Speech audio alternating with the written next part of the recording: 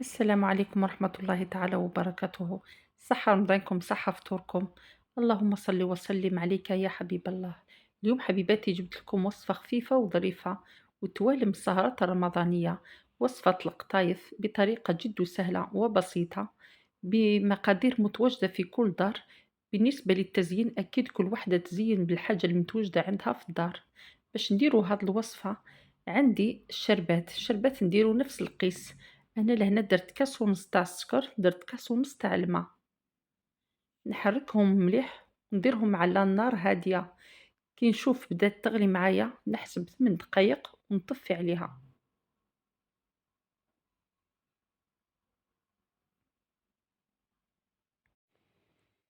كي نشوف الشربات تاعي خلاص وجدة نطفي عليها وندير لها قشور القارص أو الليمون، كل بلد كيفاش يعيطولو.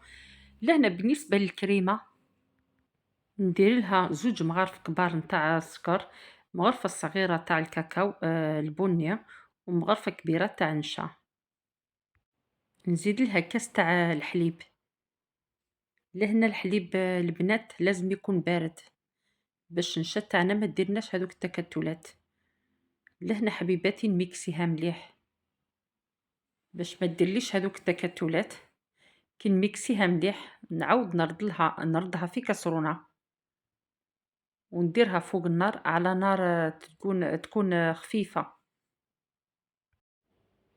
نديرها فوق النار خفيفة ونستمر في التحريك حتى تجيلي كريمة تجي خفيفة.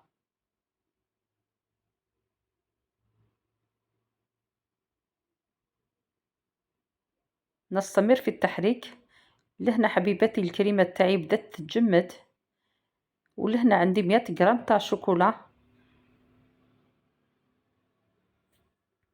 انا درت امباسادور، كل وحده دير الحاجه المتوفره عندها في الدار.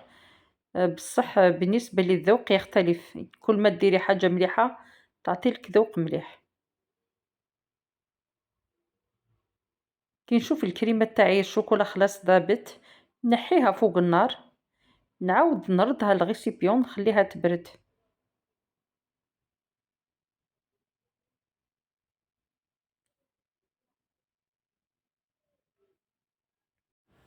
لهنا بالنسبة للكريمة البنات صدقوني الذوق تاعها يجي هايل، تجي بزاف بنينة.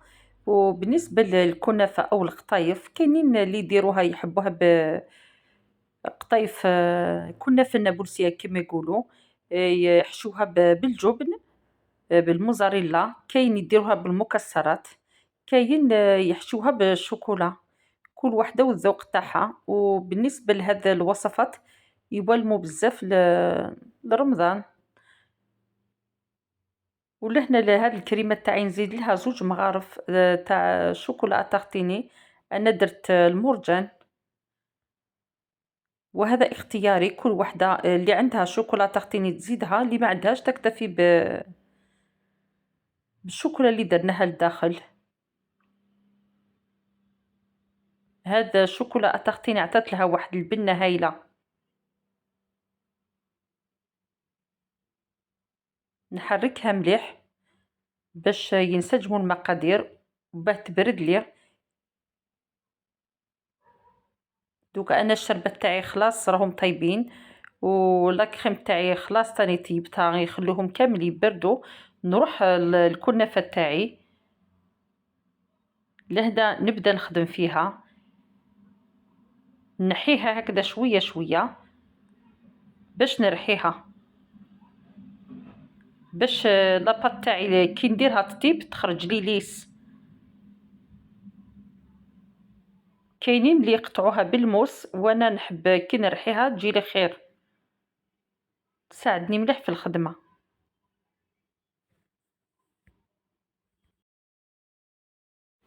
وانا بالنسبه للسنيوه تاعي نسحق 300 غرام تاع الكنافه. اللي حبت تدير سنيوه كبيره ولا دير زوج ضعف المقادير. اذا كما قلت لكم الكنافه تاعي دوك راني نديرها في الاشوار ونرحيها. كي تترحى كامل نزيد لها مغرف كبيره تاع سكر غلاس ومغرف كبيره تاع لافاني. وبالنسبة للسكر غلاس واش يعطيلها داك اللون دوغي كي تطيب ليه، يعطيلها ديك التحميرة الشابة. نخلطها مليح باش يدخل لي كامل هذاك السكر في الكنافة، ومن بعد نشمخها بالسمن. انا السمن تاعي ذوبته ونزيدو شويه شويه ونحرك باش يدخل لي كامل هذاك السمن، تتشربو هذيك الكنافه.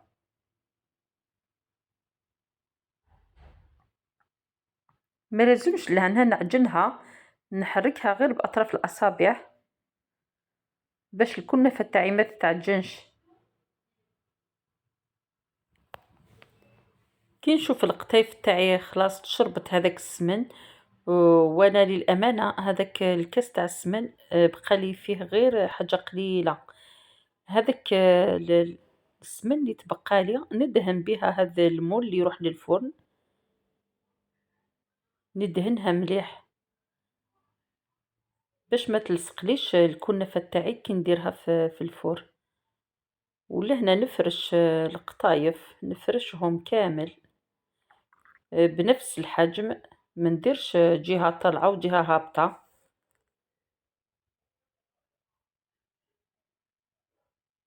ولهنا نرفدها على الجوانب كما راكم تشوفوا، نفرش ونزير،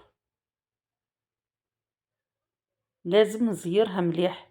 ولهنا استعملت هذا الكاس الصغير باش نزير الكنافه تاعي، باش كي نديرها هذيك لاكريم كي نديرها في الفور ما تسيحليش، سينو تلصق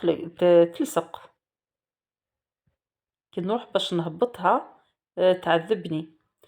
ولهنا حبيباتي ندير هاد لاكريم تاعي، نديرها كامل ساير داير، ديروها في لابوش خير باش الجهات كامل يخرجوا كيف كيف. صدقوني هاد الوصفة حاجة بنينة مليح.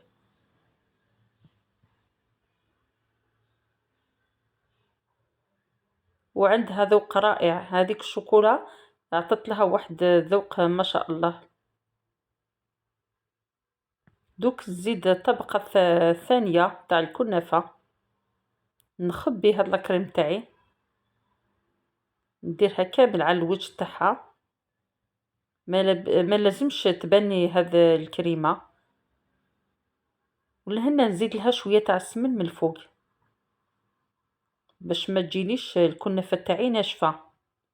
وانا الفور تاعي كنت شعلته من قبل على 180 درجة من الفوق ومن التحت، واللي عندها الفور تاعها يتشعل من جهة واحدة برك تشعلها من التحت حتى تشوف الجوانب بداو يتحمروا، طفيلها من التحت عاود تشعلها من الفوق. شوفوا حبيباتي انا الاطراف دايما ندير لهم السمن باش ما يلصقليش. لهنا كي نكمل نسقيها كامل نديرها في الفور كي طيب نحيها هكذاك سخونه باش نقلبها. شوفوا البنات كيفاش جا اللون تاعها، ودات واحد التحميره ما شاء الله، دات لي هذاك اللون دوغي، طبت الله الله. شوفوا هاد التحميره. ولهنا الشربات تاعي راهم تياد، ماشي باردين ماشي سخونين، والكنافه تاعي سخونه غير كيما نحيتها من الفور. نبدا نسقي فيها باش تشرب لي هذيك الشربات، نكمل نسقيها مليح حتى نشوفها كامل تشربت لي هذيك الشربات. ومن بعد نبدا نزينها، نرفد شويه شوكولا تاع المرجان نديرها في لابوش، ونبدا ندير هكذا خطوط رايحه وجايه.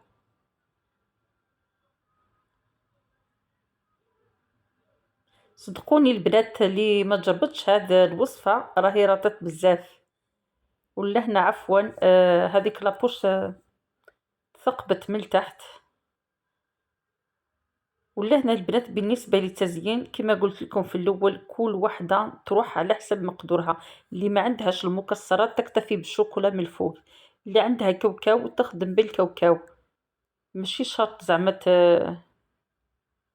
كل وحدة ومقدورها.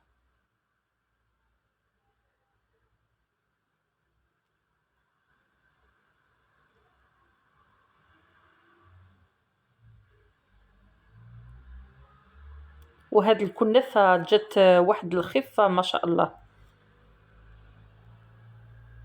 الذوق تاعها ما بين الشوكولا والمكسرات وذوق الكريمة، صدقوني ذوق رائع جدا. ننصحكم تجربوها وتكتبوا لي آرائكم في التعليقات، وما تنسونيش بجام والبارتاج. واللي التحقوا الجدد ديروا ابوني باش يلحقكم اي اشعار، وتشوفوا الوصفات الجديدة. وإلا عجبتكم الوصفة ديروا جيم وتعليق شباب، والسلام عليكم ورحمة الله تعالى وبركاته.